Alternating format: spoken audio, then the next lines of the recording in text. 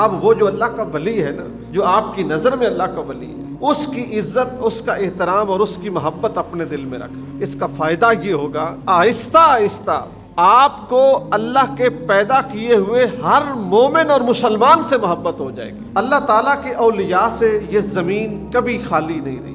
بسا اوقات ہمارے اپنے تلاش کرنے کے اسلوب ہوتے ہیں۔ ہم کہتے ہیں کہ ہم ولی اس کو مانیں گے جس کا لنگر چلتا ہوگا، ہم ولی اس کو مانیں گے جس کا ماتھا چمکتا ہوگا، ہم ولی اس کو مانیں گے جس کے ہاتھوں کے اوپر جو ہے نا وہ پنجابی میں کہتے ہیں سریوں جم جائے، ہم اس کو ولی مانیں گے، ہم اس کو ولی مانیں گے جس کا تعویذ اثر کرتا ہوگا، ہم ولی اس کو مانیں گے جس کے ہاتھوں پہ سینکڑوں کرامتوں کا ظہور ہوگا۔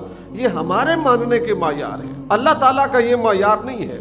اللہ تعالیٰ نے صرف دو صفتوں کا ذکر کیا ہے، فرمایا الذین آمنوا وکانوا یتقون۔ اللہ کے ولی وہ ہیں جو ایمان والے ہیں اور جن کے دلوں میں اپنے رب کا تقویٰ ہے۔ وہ جس کے دل میں بھی ہوگا وہ اللہ کا ولی ہوگا، وہ ظاہر کرے نہ کرے، اعلان کرے نہ کرے، وہ اللہ کا ولی ہے۔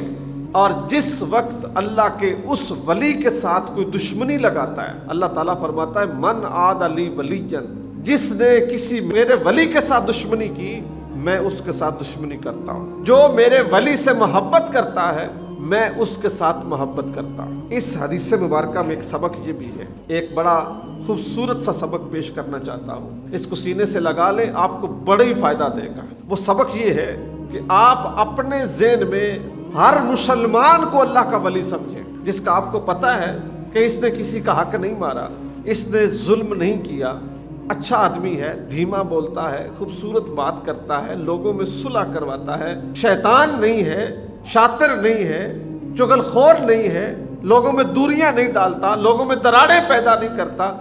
آپ اپنے ذہن میں یہ بات رکھ لیں کہ یہ اللہ کا ولی ہے۔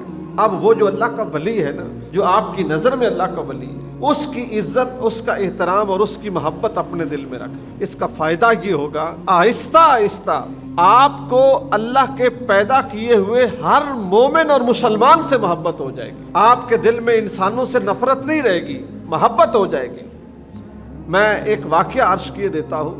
حضرت ابو بن ادم رحمۃ اللہ تعالی علیہ بہت بڑے بزرگ گزرے ہیں، بڑا نام ہے ان کا، بڑا شہرہ ہے ان کا، بہت بڑے بزرگ گزرے۔ ایک رات ایسی ہوئی کہ انہوں نے اپنے کمرے میں ایک اجنبی کو دیکھا، اور یہ بڑی مشہور و معروف بات ہے، ایون کہ ہمارے جو بچے اسکولوں میں کالجز میں پڑھتے ہیں ان کے سلیبس میں اس کو شامل کیا گیا، بچوں کی انسانوں کے ساتھ محبت کو اجاگر کرنے کے لیے اور ان کے دلوں میں اس جذبے کو ڈیولپ کرنے کے لیے۔ وہ بیٹھے تھے، انہوں نے ایک اجنبی کو دیکھا اپنے کمرے میں، اور یہ ان کے خواب کا واقعہ ہے۔ انہوں نے اس سے پوچھا کہ تم کون ہو؟ تو خواب میں اس نے کہا کہ میں اللہ کا فرشتہ ہوں۔ کہا یہ تیرے ہاتھ میں کیا ہے؟ اس نے کہا میرے ہاتھ میں یہ بیاض ہے، تختی ہے، ڈائری ہے، اس کے اندر میں ان لوگوں کا ذکر کر رہا ہوں، ان کے نام لکھ رہا ہوں جن سے اللہ تعالیٰ محبت کرتا ہے، جو اللہ کے ولی ہیں، اللہ کے محبوب ہیں، میں ان کا نام لکھ رہا ہوں۔ عرض کرتے ہیں فرشتے سے کہ میرا نام بھی لکھا ہے اس میں بھی موجود ہوں؟ کہا نہیں، تمہارا نام تو نہیں ہے اس میں۔ کہا اچھا ٹھیک ہے،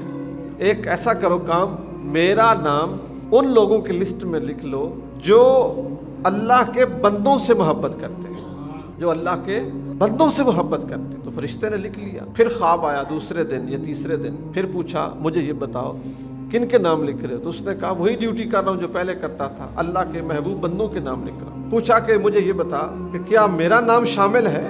اس نے کہا ہاں، آپ کا نام پہلے نمبر پہ لکھا ہوا ہے۔ تو انسان کو اللہ کی محبت بھی اللہ کی مخلوق کی محبت کے راستے سے ملتی ہے۔ یہ ہو ہی نہیں سکتا کہ کوئی بندہ اللہ کی مخلوق کے لیے نفع مند نہ ہو، بہتر نہ ہو، سود مند نہ ہو، اور اس کو اللہ تعالیٰ کی محبت نصیب ہو جائے، سوال ہی پیدا نہیں ہوتا۔ اللہ تعالیٰ اپنی محبت بھی اپنے اسی بندے پہ نچھاور کرتا ہے جو اس کی مخلوق سے محبت کرتا ہے۔